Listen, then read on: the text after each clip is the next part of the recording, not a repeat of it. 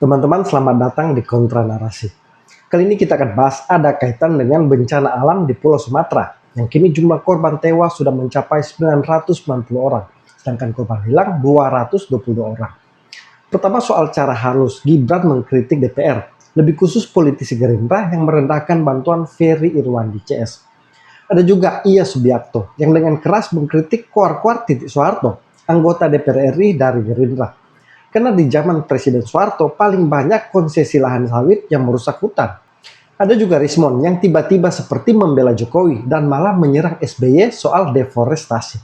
Yang tak kalah menarik soal ketopan Zulkifli Hasan atau Sulhas yang kembali viral karena pencitraan berbantuan.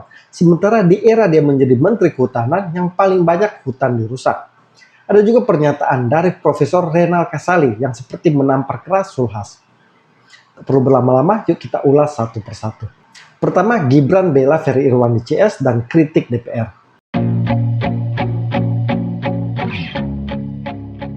Wakil Presiden RI Gibran Rakabuming Raka membela langkah Ferry Irwandi dan sejumlah pihak dalam menggalang dana dan menyalurkan bantuan untuk masyarakat korban bencana alam di Aceh, Sumatera Utara, dan Sumatera Barat. Ia menyebut gerakan itu merupakan aksi nyata dari semangat gotong royong yang menjadi ciri khas bangsa Indonesia.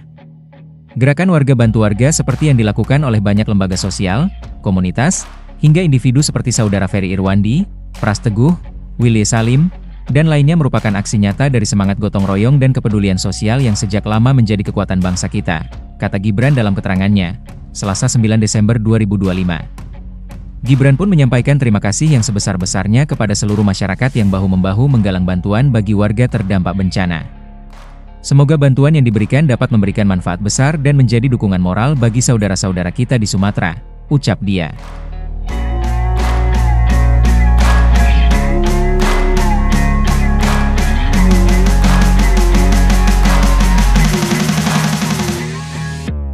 Kreator konten sekaligus CEO Malaka Project Ferry Irwandi menggalang donasi untuk bencana Sumatera. Dalam platform kitabisa.com, ia berhasil menggalang dana mencapai 10 miliar rupiah.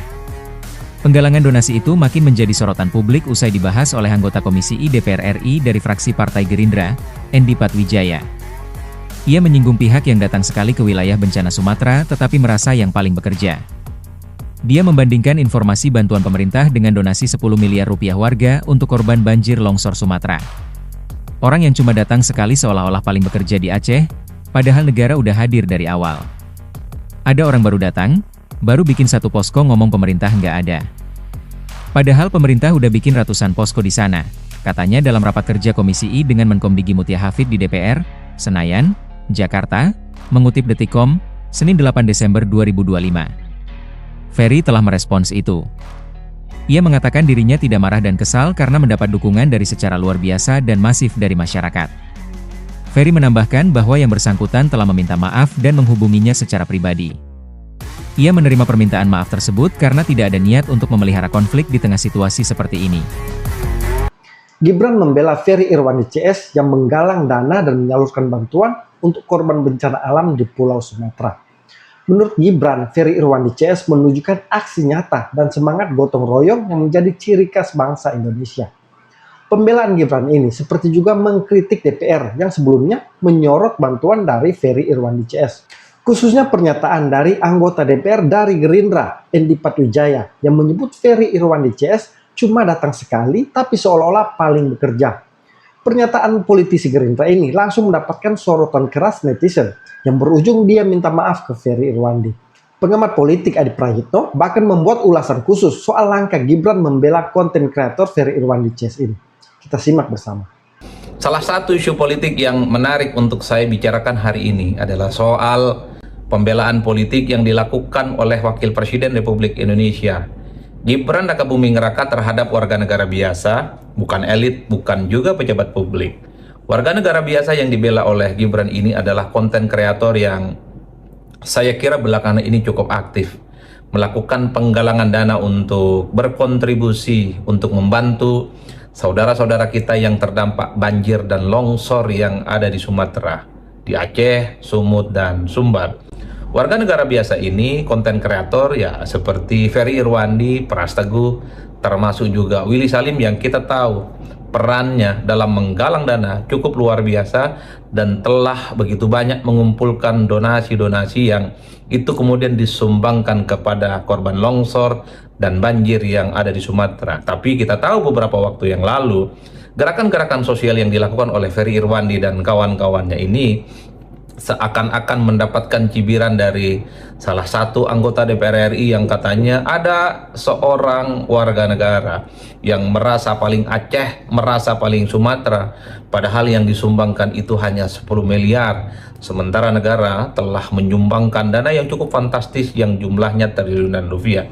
Inilah yang kemudian menjadi salah satu pemantik isu politik yang belakangan ini cukup luar biasa. Oleh karena itu, wajar kalau kemudian ketika Wakil Presiden Republik Indonesia, Gibran Rakabuming Raka membela para konten kreator ini yang mendapatkan kritikan, mendapatkan serangan dari anggota dewan, menjadi salah satu isu politik yang hingga hari ini terus dibergunjingkan oleh publik, terutama di media sosial. Lalu apa yang kemudian kita layak untuk garis bawahi, layak untuk kita highlight terkait dengan pembelaan Gibran terhadap sejumlah konten kreator yang memang kontribusinya membantu saudara-saudara kita yang terdampak banjir dan longsor di Sumatera itu memang cukup mendapatkan atensi publik yang cukup luar biasa.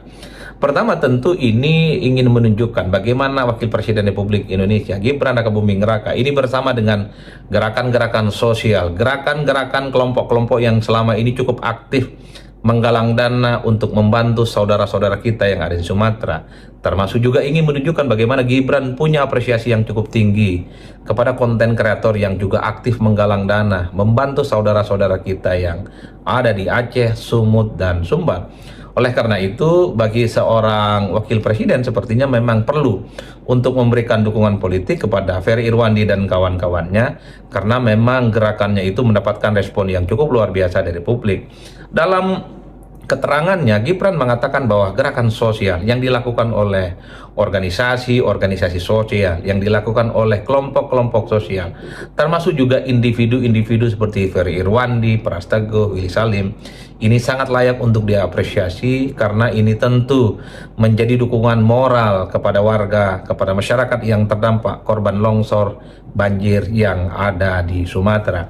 Itulah yang saya sebut poin pertama. Gibran tentu ingin menunjukkan kepada publik gerakan-gerakan sosial, termasuk juga gerakan-gerakan sosial yang dilakukan oleh individu-individu yang mampu mengumpulkan dana yang cukup fantastis, ini kemudian diberikan dukungan politik yang cukup luar biasa dari Gibran Rakabuming Raka, sekaligus sebenarnya ingin memberikan pesan bahwa cibiran dan kritikan anggota DPR RI beberapa waktu yang lalu itu tidak relevan dan kemudian tidak pantas untuk disampaikan secara terbuka. Oleh karena itu, seorang politisi pastinya ingin menunjukkan bagaimana keberpihakannya terhadap publik di tengah hiruk pikuk dan hingar-bingar terjadinya pro kontra terkait dengan isu-isu tertentu. Jadi itu yang saya sebut.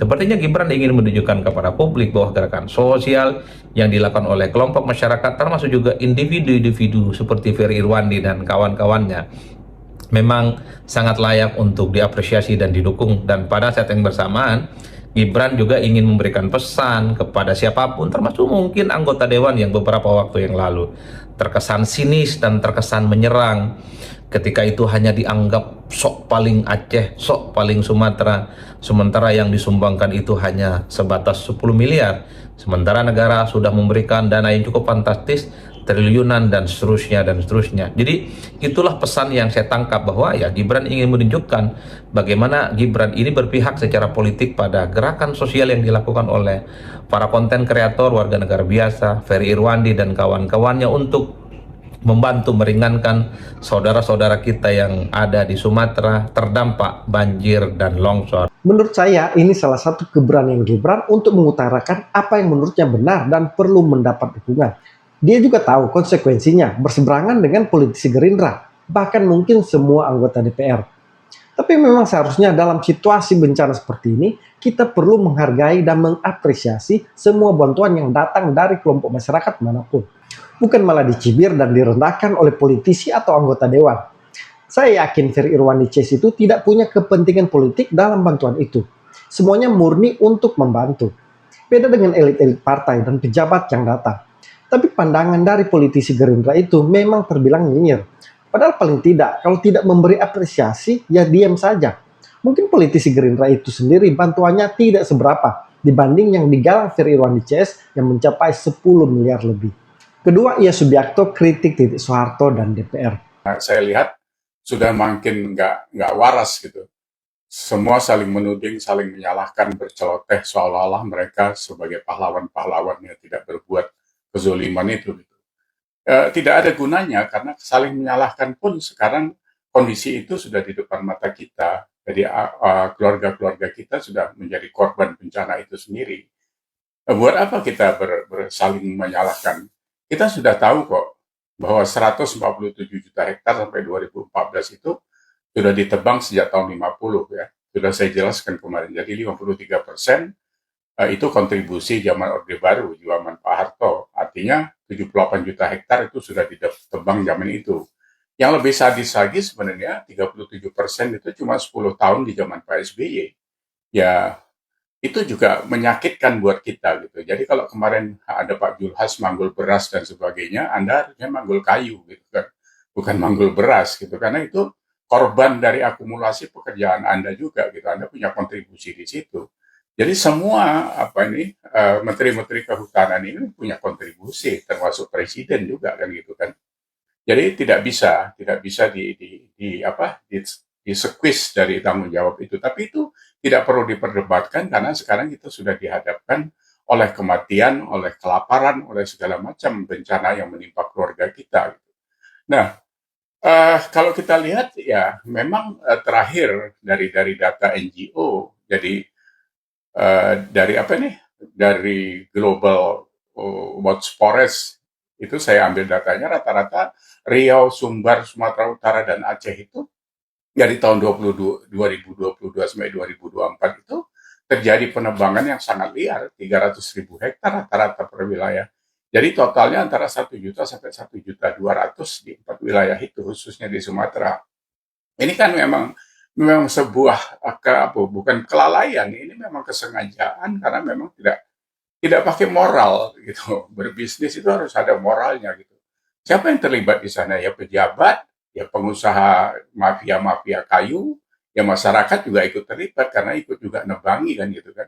Kita ini semuanya punya kontribusi gitu. Tapi sekarang apakah itu harus menyalahkan?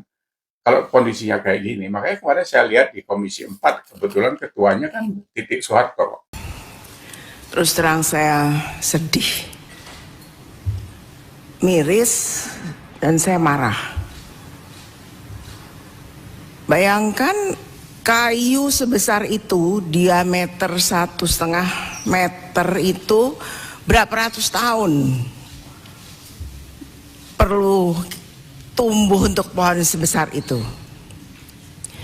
Ini manusia mana di Indonesia ini yang seenaknya aja bisa motong-motong kayu seperti itu? Apa salah tuh kayu? Dia bikin salah tuh pohon tuh apa? Dia bikin begitu banyak kebaikan buat manusia. Pencegah erosi, memberikan udara, menyaring udara yang segar buat manusia. Kok dipotong gitu aja? Jadi nggak usah sok jagoan Mbak Titi. Anda kan merasakan kenikmatan dari penebangan hutan itu karena kroni-kroni yang di zaman Pak Harto itu kan nempel ke Cendana semua.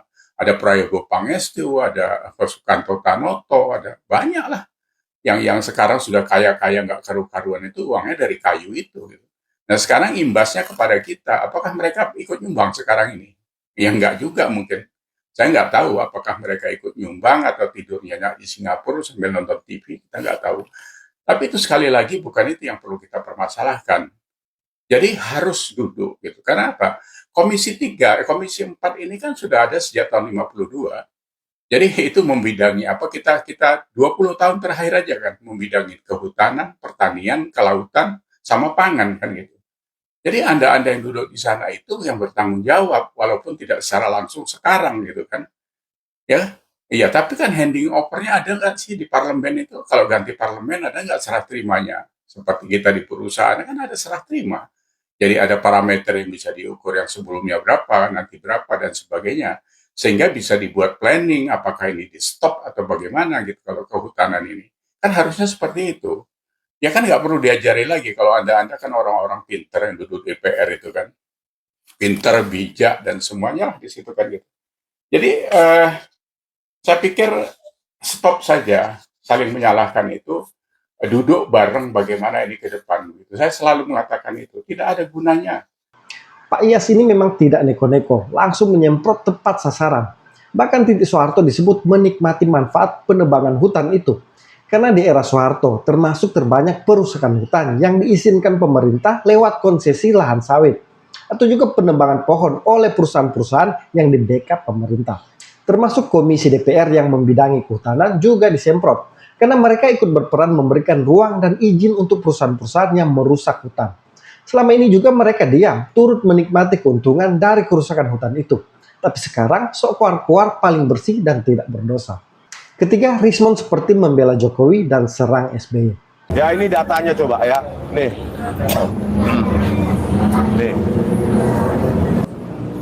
Jadi saudara-saudara, ya, deforestasi itu bukan hanya terjadi di zaman Joko Widodo atau Prabowo Subianto.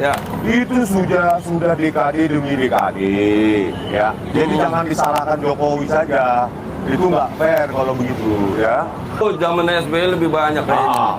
Zamannya SBY, Susilo Bambang Yudhoyono, di mana itu menterinya adalah Zulkifli Hasan yang bawa goni putih itu, Beras. lama SBY 10 tahun, mulai 2004 sampai 2014, penggundulan hutan itu 21,9 juta hektar.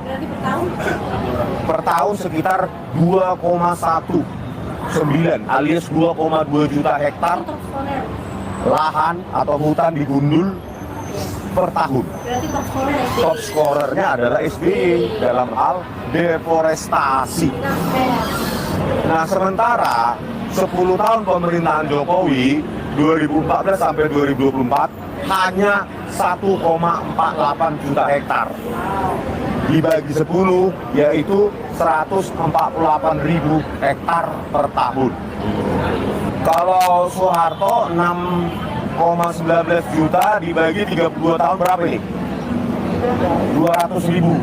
Sekitar 200.000 hektar per tahun. Masih di bawah Joko Widodo laju deforestasinya gitu loh. Jadi kelihatanlah dia pernah kuliah di Fakultas Kehutanan UGM.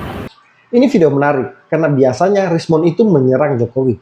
Tapi kali ini seperti dia lagi sehat. Dan saya setuju karena kalau melihat data, yang paling banyak melakukan deforestasi itu di era SBY.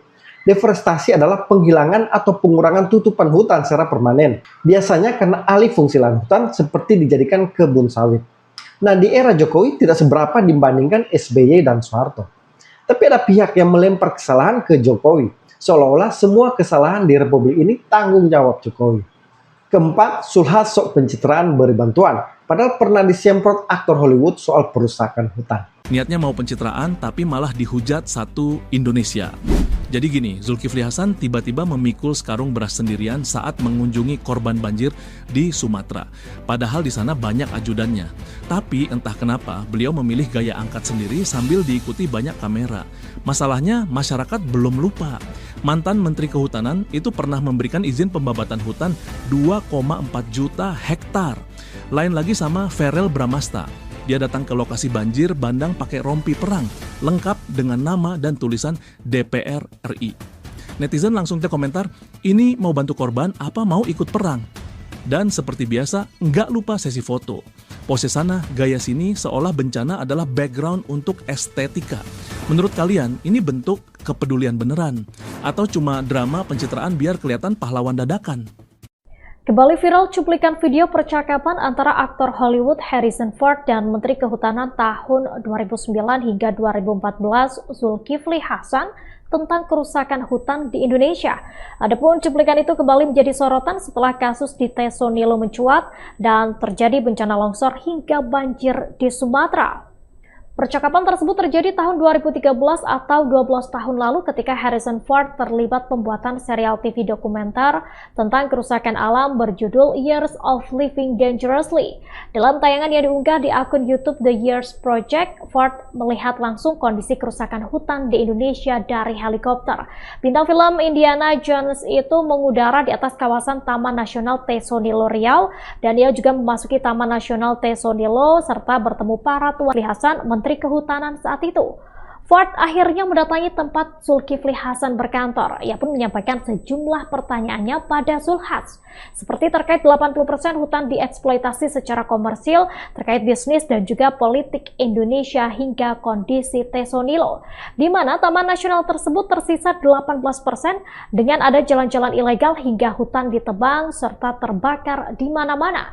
Video percakapan mereka ini kembali viral di media sosial. Kolom komentar di akun YouTube The Years Project yang menayangkan video tersebut juga kembali ramai dengan 12 tahun lalu. Tetapi tahun 2025 ini rupanya masih terjadi. Pada 28 Oktober 2014, Menhub mengukuhkan Taman Nasional Tesonilo seluas 81.014. Sebelum 2014, luas hutan Tesonilo yang sesungguhnya telah mengalami pengurangan. Tangkapan satelit menunjukkan Google Earth fitur Google beberapa wilayah terlihat berwarna coklat. Pada 2014 ini hampir separuh kawasan rumah para gajah itu berwarna coklat. Di tahun 2025, dari total 81.793 hektar, sebanyak sekira 70.000 hektar telah berubah menjadi perkebunan sawit ilegal. Hal itu berdasarkan peninjauan udara dari Gubernur Riau Abdul Wahid dan Bupati Pelalawan Sukri pada Juli 2025 lalu. Wow. Video Zulkifli Hasan memberikan bantuan dengan pikul beras ini sudah viral dan banyak mendapat kecaman publik. Dan sangat kelihatan sekali pencitraan. Padahal saat Zulhas jadi Menteri Kehutanan di era SBY, paling banyak membuat alih fungsi lahan. Dia bahkan pernah dimarahi aktor Hollywood, Harrison Ford. Kelima, Prof. Renal Kasali ikut kritik Zulhas. Kalian barangkali sudah melihat video yang beredar belakangan ini. Assalamualaikum Ibu. Ibu, rumahnya di mana? Nanti pemerintah akan bantu, tapi sebelum pemerintah saya akan bantu pribadi. Nanti Ketika kita semua menyaksikan duka yang begitu mendalam di Sumatera, pejabat bergantian berdatangan. Bahkan ada yang menggunakan momentum itu untuk ikut membersihkan rumah masyarakat dari lumpur. Ya, tapi hanya sekedar berapa detik supaya sekedar ditangkap oleh layar. Dan ada juga yang membawa beras di karung seperti ini. Kalian percaya sehari-hari hidup pejabat itu seperti itu? Apakah kalau ada bencana kecil mereka juga datang? Apakah ketika ada kedukaan mereka juga datang? Ini menjadi pertanyaan besar. Bukankah apa yang sekarang terjadi belakangan ini adalah cerminan dari apa yang kita lakukan di masa lalu? Saya jadi teringat dengan apa yang dikatakan oleh Bear Bryant. Jangan menyembunyikan apapun dalam setiap krisis. Karena siapapun juga, bagaimanapun juga, mereka akan menemukannya. Dan akhirnya mereka menemukannya. Percakapan antara Pak Menteri ketika menjadi Menteri Kehutanan yang memberi izin membalak hutan atau membuka hutan begitu besar. Lalu kemudian ditegur oleh Harrison Ford. Itu dibuka oleh publik. Jangan mencoba untuk menutupi apapun. Karena dalam krisis itu mereka akan menemukannya. Lalu kemudian hari-hari ini kita juga menyaksikan pejabat satu persatu datang. Pesawat ke Medan, pesawat ke Silangit, ke Nias, pergi ke Aceh, lalu juga ada yang ke Sumatera Barat di Padang dan sebagainya. Berebutan mereka ke sana untuk menunjukkan empati. Tapi pesan saya, jangan sembunyikan apapun. Perbuatlah dan lakukan pekerjaan dengan benar. Dan akhirnya juga masyarakat membuka bagaimana Menteri Kehutanan main gaple dengan para pembalap. Dan kemudian akhirnya heboh, dan hari ini adalah kejadian dari apa yang dilakukan oleh para pejabat kita di masa-masa sebelumnya. Tidak bisa kita lakukan hari ini, kejadian hari ini. Itu yang terjadi. Kayu-kayu itu sekarang turun ke bawah, membersihkan seakan-akan mereka mengadu kepada kita. Dan hari ini kita menyaksikan betapa besar duka kita. Anak saya, Jombang, J.S. Hairen, seorang penulis yang novelnya bagus sekali, Dompet Ayah, Sepatu Ibu, adalah seorang yang dengan peka dan dengan cepat membaca gejolak dalam masyarakat. Dia membuat gambar Sumatera dan di situ ada teks Kekayaan Sumatera adalah kekayaan nasional, tetapi mengapa bencananya bukan bencana nasional? Ini menjadi tanda tanya besar bagi kaum muda. Karena sejatinya alam itu adalah pinjaman. Kita meminjamnya bukan dari orang tua kita, tapi dari anak-anak dan para penerus kita. Bagaimana menurut kalian? Bisakah para pejabat itu menutupi kebijakan-kebijakan yang hanya dengan sekarung beras atau dengan pencitraan sesaat? Menurut Prof. Kasali, banyak pejabat yang hanya memanfaatkan bencana Sumatera sebagai ajang pencitraan. Dan salah satu yang dimention khusus adalah Zulkifli Hasan, Ketua Umum PAN. Prof. Kasali menyinggung lagi soal video Zulhas yang viral saat pikul beras. Menurutnya ini seperti upaya Zulhas untuk menutupi masa lalunya. Karena saat dia menjadi Menteri Kehutanan, hutan Indonesia malah yang paling banyak dirusak. Banyak alih fungsi hutan menjadi perkebunan sawit. Yang untung pengusaha dan pejabat. Dan sekarang yang menanggung derita adalah rakyat. Teman-teman, itulah beberapa informasi yang bisa saya share di video kali ini. Kalau dirasa bermanfaat, jangan lupa komen, like, dan bagikan. Salam kontra narasi.